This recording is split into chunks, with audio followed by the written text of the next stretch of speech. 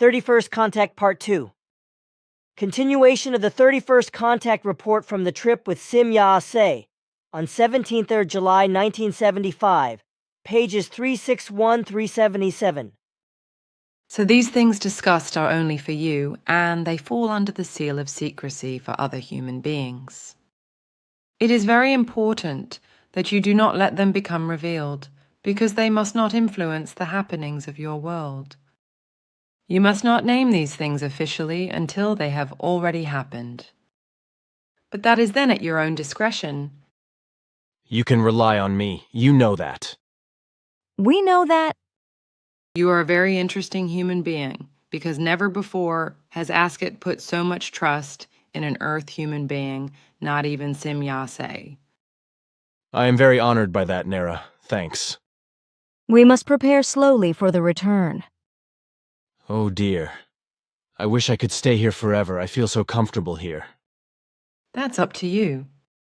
If you feel the need, there's nothing to stop you. There is no lack of will, Asket, but I have my duty to consider, and my family. You are extraordinarily dutiful. I am very happy that I was allowed to see you. Farewell now, and go back to your world in peace. Perhaps we will meet again, but it may be many years before then. Probably when I am old and decrepit, eh? You will remain the same human being for us because it is not your appearance that is important to us, but your personality. Thank you very much, Nera. You said that very nicely. They are my honest thoughts. Now farewell. My duty calls me, and I really must go now. Well then, goodbye, Nera. Think of me, too, for once. I certainly will. Now farewell. Nera leaves and disappears. Damn, how can life be lousy sometimes? These dear human beings, man oh man, and on Earth, damn it, Don't do that. You will only cause yourself pain. Well, oh, I see. What are my thoughts? Sure, you are very emotional. All right, I just let myself go again. I'm sorry. You should not be, because your thoughts and feelings are very honest and good. Oh, come on, don't do that now. If you allow me and there is still time, I would like to ask you one more question. Question only? Thanks. I thought you said that the device for photography was useless. I mean the one from Sim Yaase. What about the one you want to make in collaboration? Do you think I will be able to take better pictures with it later, and that I won't always conflict with the grid frame? I think the device will be good. But what do you mean by conflicting with the grid frame? You know, the Sim Yaase device is a bit complicated to photograph and a bit small. When I take a photo, I am always bothered by the small grid frame and the screen housing, and I always have that darn thing in the picture. I always have the half-oval shape of the frame appearing in the picture. I will be concerned that these flaws do not appear on my device. When am I supposed to be able to use this device? Of course, on the next trip. And when will that be? That is not yet determined.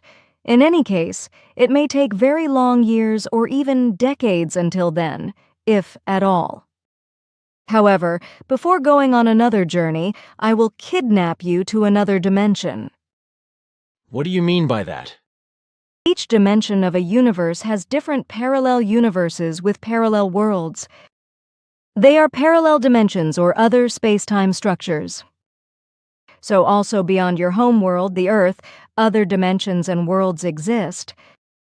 These parallel worlds exist in superordinate or subordinate dimensions, in space-time structures that are foreign to normal time. On one of these kinds of parallel worlds, almost everything is the same as on the worlds of normal time. Only small differences prevail, especially in the times. And I want to travel with you into such a parallel world. It is a different form of time travel into the future or past than you experienced with Asket. Fantastic. When is that supposed to be? That is not clear yet. Well, good. Can I at least take photos there then? Sure, But they won't be any different than when you take them in the normal space of your Earth. There are the same human beings and buildings there as on Earth, only everything is just shifted in time and space. Nevertheless. But won't you interfere with me again and spoil the pictures like you did with the group shots? Surely not, because I allow you to take photographs. What are these things? What is it about these group shots? I am not comfortable talking about it. Have you lost control of yourself and committed an illogical act? Yes, I am really displeased and embarrassed. I see. That's why you do not want to talk about it. And I suppose you have also deliberately kept quiet about it? Sure, So you have been keeping something from me, Simyase. I actually did because I was embarrassed in front of you. Oh, look at that. So you can do that too? That is good news, because it makes you even more human and lovable in my eyes. But come on now, what cramp did you offer in the group shots? I really do not want to talk about it. This is not correct, Simyase. I also think so. Look, you really don't have to be ashamed in front of us. Every human being might make mistakes. I am sure it also happens to your High Council. Or are you vain and feel your feminine vanity offended by revealing your cramp secret? Vanity is really foreign to me. I am simply ashamed. Please, you do not have to. You really do not, believe me. You are not going to laugh at me? My very great word of honor. What about you, Asket? I agree with what he said. But now speak. Good. I acted completely confused and lost all control over myself. But why? Leave it to Simyase. I will explain. Simyase allowed me to take photos of her beam ships on several occasions. She expressly told me that no one else was allowed to be present during these photographs except me. However, I thoroughly violated this wish, because on one occasion I brought almost 10 persons with me to the place where I was to photograph the ship. I was then able to actually take the photos, and I also took pictures of all the persons. But Simyase didn't quite like that, and so she fiddled around with it before the film was developed, using some kind of rays and things that I didn't understand, in order to destroy the pictures. But in doing so, she only destroyed the outer films of the roll, while the inner ones, which contained the said shots, or was it the other way round, only became damaged and unclear. That is the state of affairs at the time. Apparently, however, she shot another cramp, about which she has remained silent. Is that so, dear friend? Sure. I didn't know then that he could deliberately act illogically and thereby break all logic. Now Asket actually starts laughing. Asket, you are laughing uproariously. Asket somewhat calmed down again. Simyase's situation amused me. The illogical manner of acting must have really upset her a lot. What did you really do? It is incomprehensible to me because I have taken various illogical actions. It is really incomprehensible to me. She partially destroyed the film for me with some rays before it was developed. But why? If for some reason you did not want to allow the photographs to be taken, why did you appear at the scene of the event at all? Or if you had already been there, why did you not simply remove yourself? It is really illogical that you first had the pictures taken of you, only to destroy them later. I told you it is incomprehensible to me. I have really lost control of my actions. It is incomprehensible to me and also extremely embarrassing. Do not get excited about it, girl. You have obviously just lost your head and suddenly started thinking with your feet. That can happen to anyone. But what have you really done about it? Something is just not right, isn't it? Sure, you are right. For certain reasons, I did not want you to photograph the group of people, but nevertheless, I let the ship become visible for you and let you expose it on the film, which I later tried to destroy, But then I made another mistake. Further on, in my incomprehensible excitement, I projected the landscape image in front of your camera that I just saw from my ship. However, you did not notice this because you were in a hurry to take the photo and overlooked it. It was a similar projection to the one you were allowed to make with your 3 friends.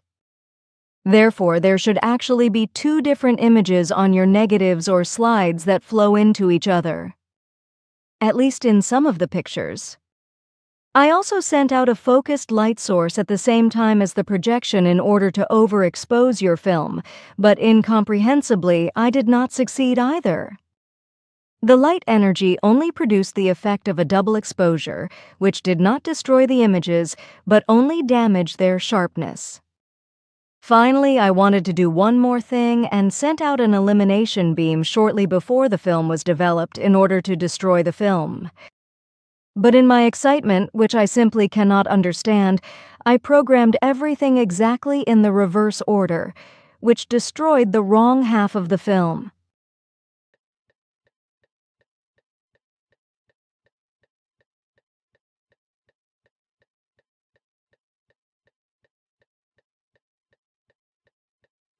That was really very illogically acted by you. But the reason might be found in the fact that you had to face a completely unusual illogic, which you were not able to cope with. This led to a short circuit, so to speak, in your otherwise logical manner of thinking, which set off a veritable chain reaction of illogical actions, which could only be ended by running through their sequence of actions to the end.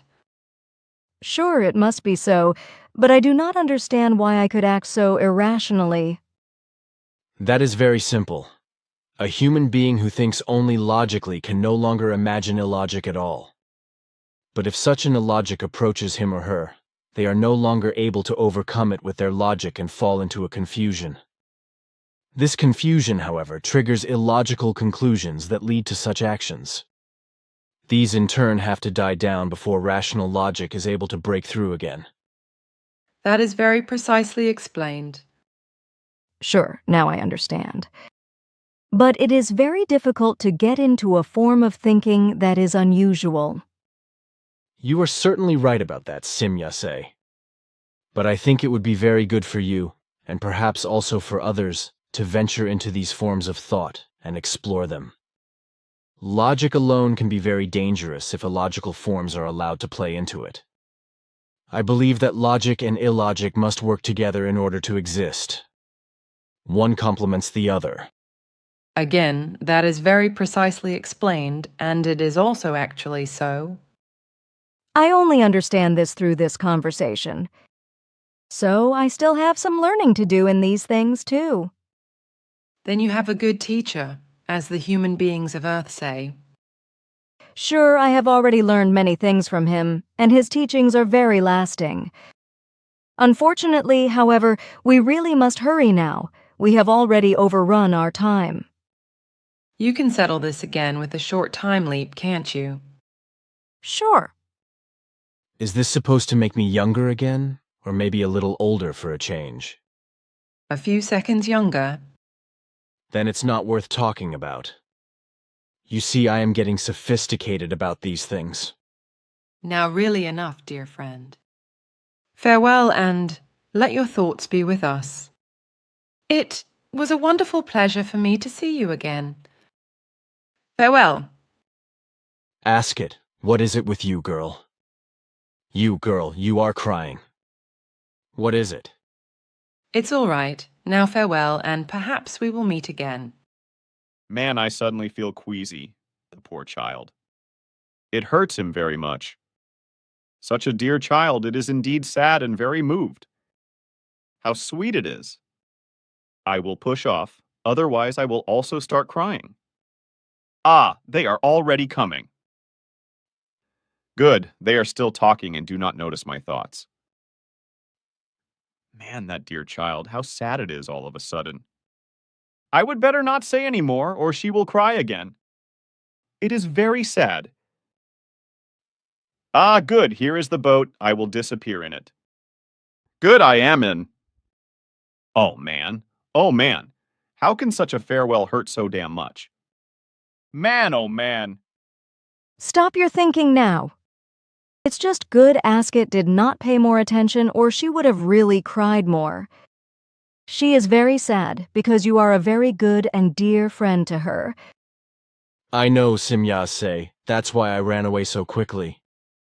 If I hadn't, I am sure I would still have been crying myself. I don't believe you because you exercise tremendous self-control over yourself. So no matter how much your feelings storm inside you, you will only reveal them at the extreme limit. You seem to know me very well. Sure, I now know quite clearly that you are guided by your emotions, but that you are able to control and dominate those emotions almost to the point of self-destruction. Simyase lets her ship glide out of the hangar, and a few minutes later, we are back in Ptah's giant spacer. Like the first time, we are carried up by a glider, pass through the park, and we go back again to the center where Ptah is sitting in his horseshoe. I see you are full of joy and very sad at the same time. You have very good eyes. I am sure you also understand why I feel so funny, don't you? How could I not? It is these stirrings in you which are of the same kind in sentient life forms in all universes. I know it is probably the law of love in a universal sense, but it probably only appeals to those who have aligned their manner of thinking with these laws. Or am I wrong in this assumption? You prove yourself that you know it and do not merely assume it. It is as you say. You are very wise. Thanks for the flowers, but what do we do now? We are just about to cross back into our own universe. After that, we will stay at the end of the barrier for 50 minutes to close it again. Does it take that long? Sure, because we cannot just let it collapse, we have to close it systematically. That just takes time and requires a lot of care. From universe to universe, there are very few barrier points that can be used as a transition. They must also not be overused or overloaded, otherwise the barrier structure will be destroyed, which could lead to a universal ram belt catastrophe. So everything has to be done very precisely according to its order and according to the given laws, which of course always takes its time. I see. Then I guess I am now redundant for the next 50 minutes? We can talk quietly. The whole process of closure is programmed and will take care of itself without any special intervention on our part. That is fantastic. Could I then ask you some questions that have been bothering me for a long time? That was also meant to be. Good, thank you very much. Firstly, I would like to know what we are going to do after the barrier closure has been carried out. It is a fair question. The plan is to leap to different galaxies, visiting some planets and life forms with Simyase. Man, this is great. Can I also talk to these life forms then? I am afraid that will not be possible. We can only make our ship visible on very few worlds. So we cannot leave it either and have to be content with looking at everything from the beam ships. Nevertheless, it should be very interesting for you. It is a great pity, but I don't want to push. I thank you for at least giving me this opportunity. But now I have something else. Until now, through you, Simyase, the earthly religions have only ever been spoken of in a negative wise. At least that must be the impression the uninitiated get from your explanations. I myself have known for a long time that this impression is deceptive, and that a very specific form of religion is addressed by the negative. But this does not emerge from the explanations you have given so far, which must surely give the uninitiated the idea that religion in and of itself is to be kicked into the dirt. This impression is wrong, I know that, but so far nothing has been done on your part to correct this wrong impression. What is your position on this? This question is also completely justified, and I would like to answer it in detail. As with all things, everything requires a certain amount of preparation. Nothing can be undertaken and fulfilled without appropriate preparation. But if it is illogically done anyway, then an involuntary act takes place which can never be of value. An involuntary act is synonymous with illogic and rashness. And from such an involuntary act, therefore, only illogic can follow. If, therefore, the creation itself, for example, were to act involuntarily, there would be no laws and recommendations to secure the existence of all life forms, etc. There would be vain illogic and thus complete disorder. This means that nothing could exist, not even the creation. Arbitrariness, namely, means the free choice of the will and thus also the free choice of thought. An involuntary act, however, does not presuppose free will, but an act or a situation or something else which one does not oneself consider, is not capable of considering, or which one does not oneself want. Note Billy of 7th Oktober 2000. Etymologisches Wörterbuch des Deutschen. Willkür F. Behavior and action according to one's own whim. Eigenmächtigkeit MHD. Wille, willkürend. Willy, Kur. Core. Free choice of will. Free will. Voluntary resolution, inclination, consent, agreement. Discretion is composed of the word treated under will and emaicht. Kure. Kure se kur. The meaning which has prevailed since the 18th century, aiming at the disregard of the interests of others see above, is already in the offing in Mare Deer. Usage in such cases where the free decision of one side is regarded as a restriction or coercion by the other, cf. Mood, nachsinnervinde willekeur. In addition, arbitrary AGE, proceeding at one's own discretion, arbitrarily, 18th cent. A previously acting voluntarily, by free decision, 16th cent. If this nemedi willekeurig. Explanation, Billy. Willkür, arbitrary, unwillkür, involuntary. These are well-known terms that are used very often in everyday life, as well as in spiritual teachings and in numerous writings of the Figu. However, it has been shown that these terms are not understood correctly in their true meaning and in connection with many things, so that a useful explanation is necessary. The terms arbitrariness and arbitrary in their original meaning actually mean choice of will, according to the old word values, will, and choice. In this traditional conceptual value, arbitrariness is, in a positive sense, a mental voluntariness or free will, an inclination or affection, an agreement, a discretion, or a voluntary resolution whereby everything is always done of one's own free will.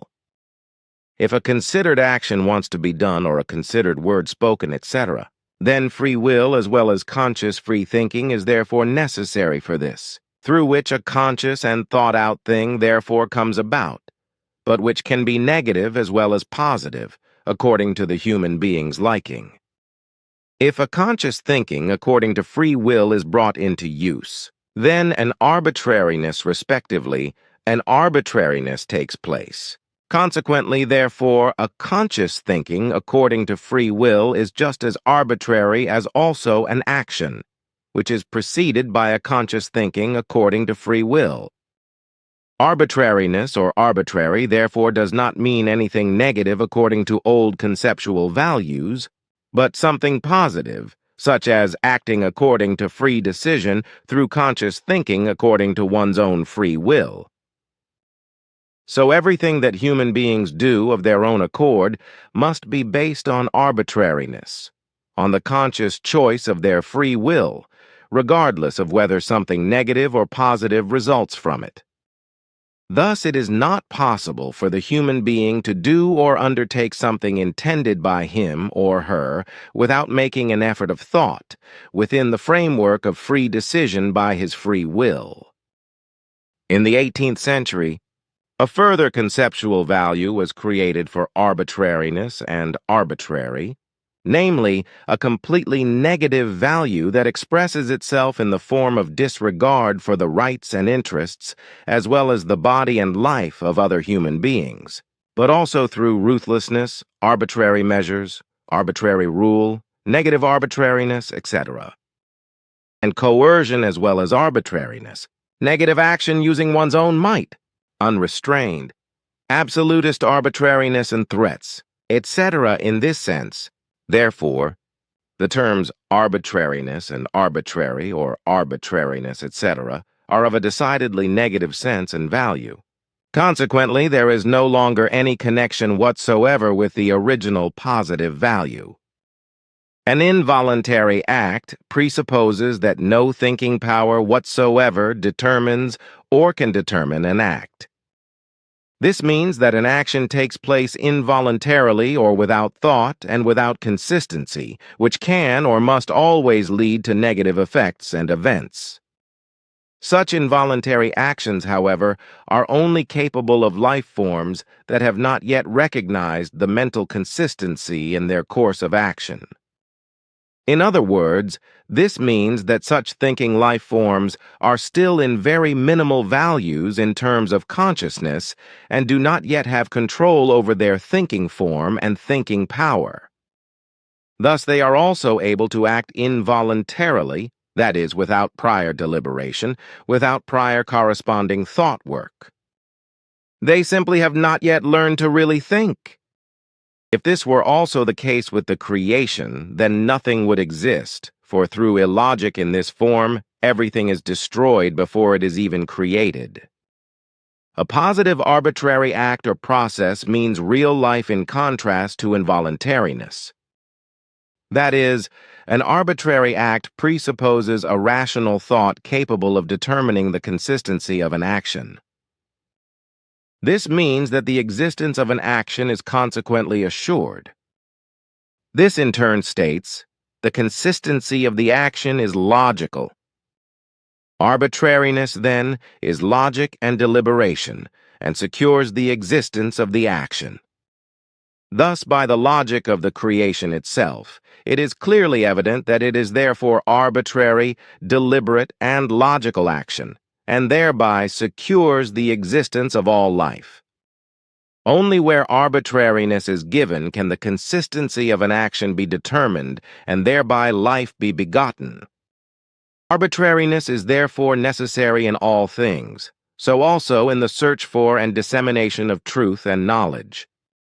Thus, in order to make a truth intelligible, a way to understanding must first be created by arbitrariness. In this, arbitrariness means the means of communication between ignorance and understanding, and between ignorance and knowledge. Through arbitrariness, which in this form embodies the pure process of reflection and thought, the rational mind is stimulated to work and slowly led towards knowledge. If cognition is then sufficiently advanced, further teaching material can be supplied, which is then also actually further processed and utilized arbitrarily, whereby further cognitions are then gained.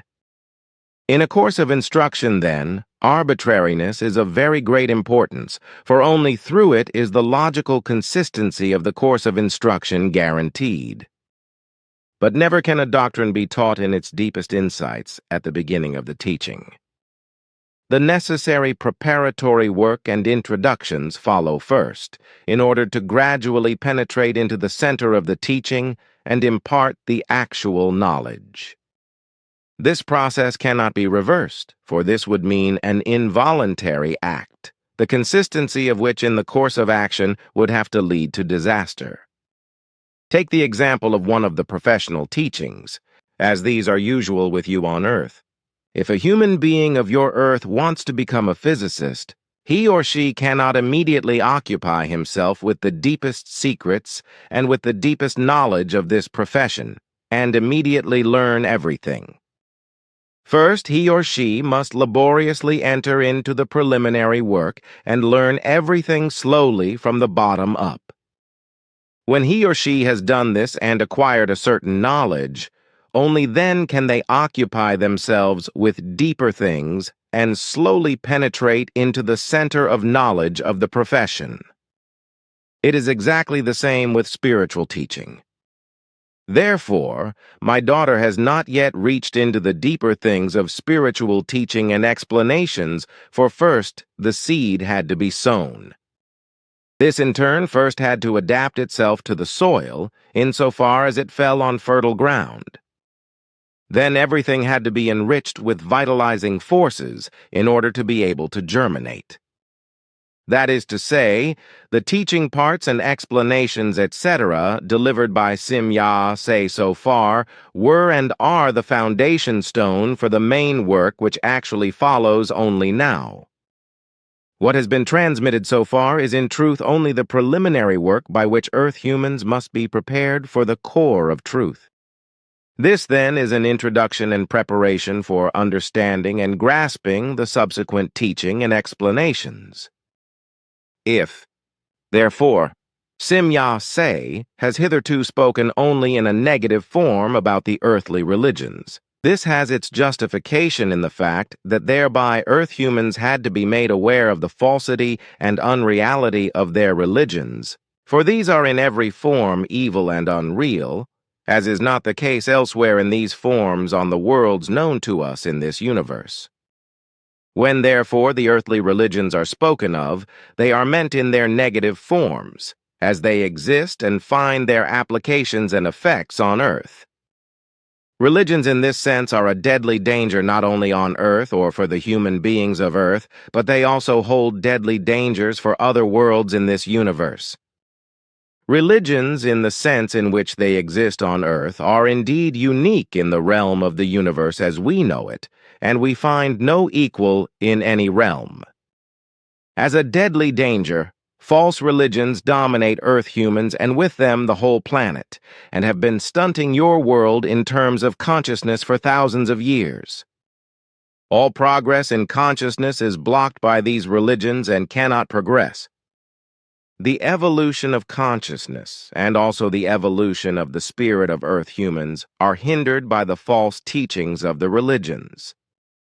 The earthly religious traditions still contain real values and wisdom of the creational laws and recommendations, but these have been distorted by humanly generated false doctrines and made so unrecognizable that only a few human beings are able to recognize the effective truth from them. These few, however, who are able to work out the real truth from the scriptures and traditions are ostracized and cursed by the addicts of these false religions if they are not able to spread the truth. Thus, when the earthly religions have been spoken of in negative terms by Sim-Ya Say, the falsifications and lies that are sometimes deliberately built up in the religions in a deceitful manner have been and are addressed by it. But it also refers to those purely human, infamous works, which you generally know simply as heresies and dogmas. Purely infamous works of irresponsible or mad Earth humans who, by means of these heresies which they have created, have been able to beat your whole humanity into poverty and servitude of consciousness. The earthly religions are called religions in name only, for in truth they are not such, but only cultic degenerations in a very evil sense. Religions in this form are always false and deadly. In truth, they are also not called religions, but cults. In your case, we call them cultic religions, because really religion-related facts are interspersed and falsified with cultic dogmas and false doctrines. Religions of the earthly kind, if they were practiced elsewhere on foreign worlds, would be just as false and of deadly danger as are the cultic religions of Earth humans. A truthful religion is the measure of all religions, that is, of all reconnecting facts. But this is also only creatively legally correct if it is based on harmonious cooperation with the religion. This means that the reconnecting and the reassembling must be in harmonious harmony and must work together logically. Religion cannot exist without religion, but neither can religion exist without religion. Both factors must interlock and complement each other. In the earthly case, Since cultic religions prevail, the only salvation is for these existing false cultic religions to be eradicated and destroyed to make way for the true religion in harmony with the religion. This can only be done by the willing human beings aligning themselves only with the religion until they have won the battle over the cultic religions. Thus, at the present time and in the near future, only one direction of thought is the only correct one, namely, the religious, the reuniting. Earth humans must find the truth and reassemble it into the correct masses and forms.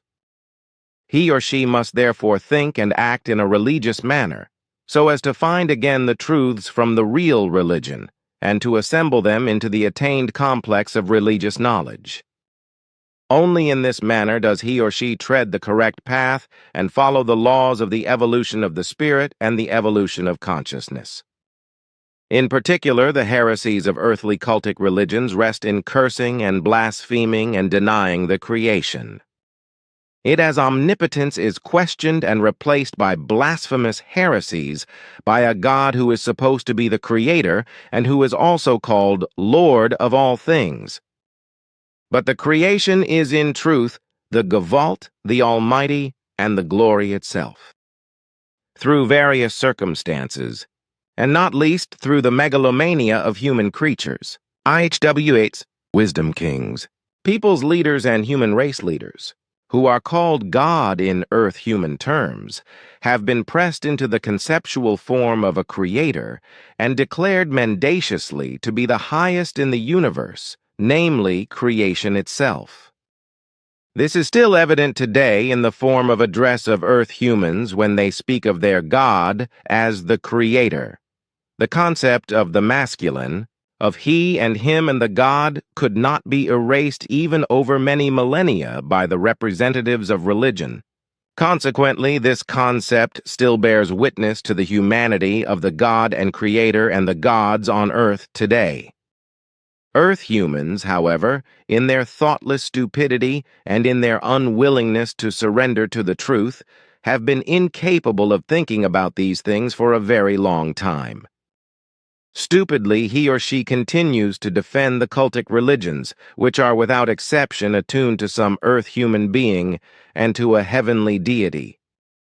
And practically every religion refers to a founder of a religion who, with one exception, is worshipped and glorified as the chosen one of creation, whereby the believers then practice a cult of man, which, however, is ultimately inherent in all earthly cultic religions.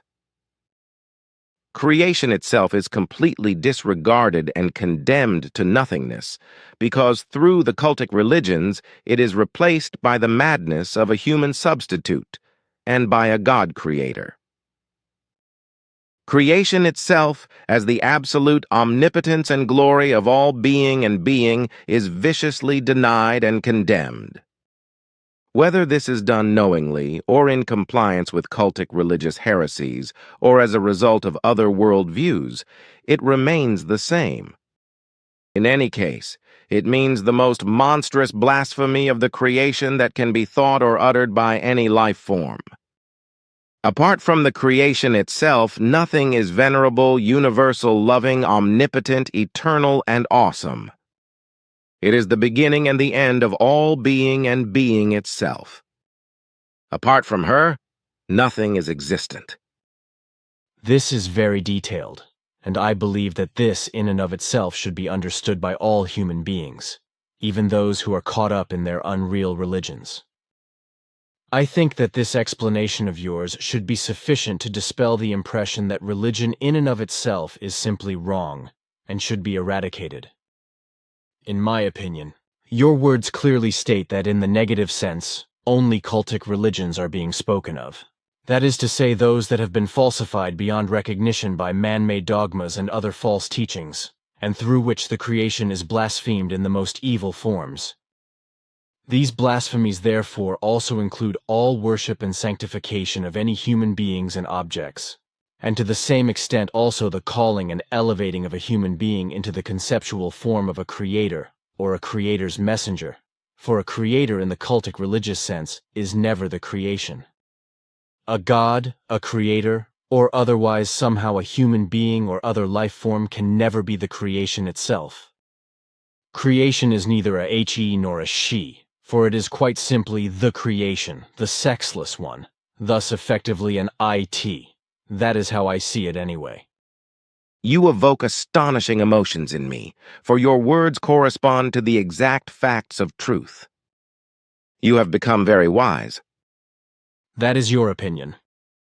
Many human beings who know me say of me that I am a fantasist and that I live far from the truth. I am well aware of that.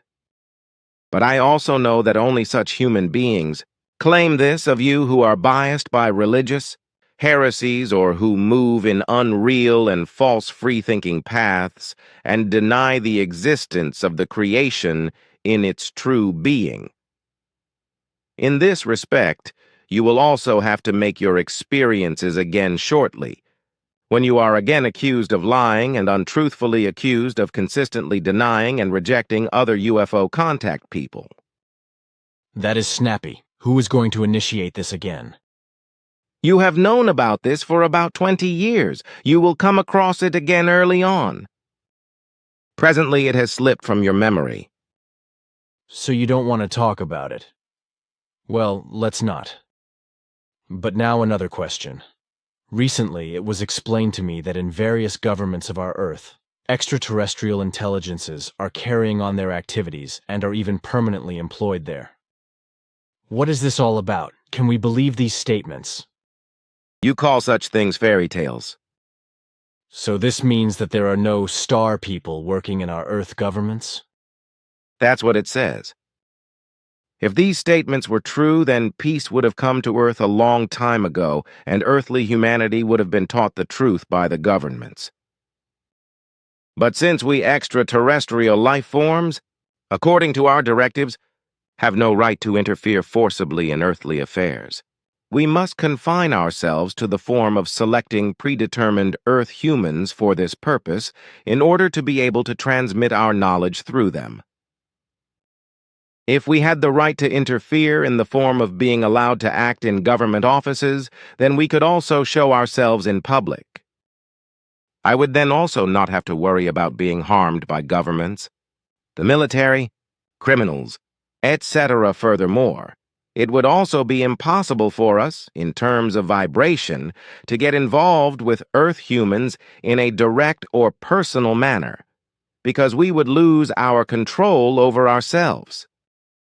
For very specific reasons, you are an exception, as you yourself know very well. But it is said that these extraterrestrials would secretly and undetected participate in or with government agencies. This is also not so, which your logic itself can confirm. If it were really so, then within only a few days, no authority, no government, and no military power would hunt down our ships, because we actually have all possibilities to nip such things in the bud. If we were to be active in any governmental bodies, there would be peace on Earth. So all the claims are nothing more than lies, when such things are claimed by us or by any other extraterrestrials. Such lies are often due to religious machinations of some sectarian elements and of unscrupulous fantasists, liars, swindlers, and frauds. Well, that is a tough one, man, oh man. But it is true. Unfortunately, however, it is precisely the truth that is often twisted by religious sectarians and fantasists and evaluated in their own favor. That is why there are also various groups that are supposedly concerned with the enlightenment of things with us and our ships, but who in reality only use this as a pretext to consolidate and spread their religious sectarianism in order to thereby beat the world even worse into religious bondage. Can you be a little more specific about that? Like what kind of groups are they? You will find out about this yourself through one of these groups in the near future. So secretive. Are you really not going to say anything? No. Also good. Then I would like to know something else for once. I have heard and read that our scientists are trying to make their own earthly beam ships. Is that true, and how advanced are these things? This information is consistent with the truth to the extent that such flying apparatuses are in their infancy being built on Earth. However, they are not beam ships, but flying machines similar to our ships, equipped only with explosion engines or, more recently, with jet engines with recoil effect. The construction of such ships on Earth in modern times is not entirely new, however, for the first ships of this kind were completed in planning and construction as early as 1941.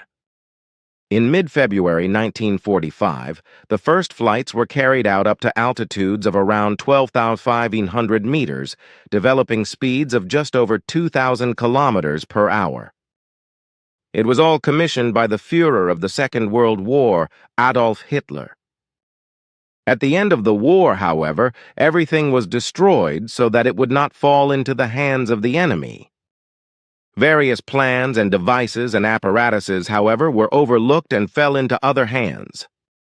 From these, various groups developed the disc-shaped ships of terrestrial origin that exist today. These flying discs, as they are called by the designers, naturally require their test flights to test their properties, etc. Many of these objects can therefore be observed by Earth humans as they are flown about to be flown in or tested. The largest of these terrestrial flying objects of this type already reach nearly 10 meters in diameter and are already quite numerous. Of course, this is quite vigorously denied by the governments of the states possessing them. However, their machines have often crashed because they are still rather poorly developed in all respects.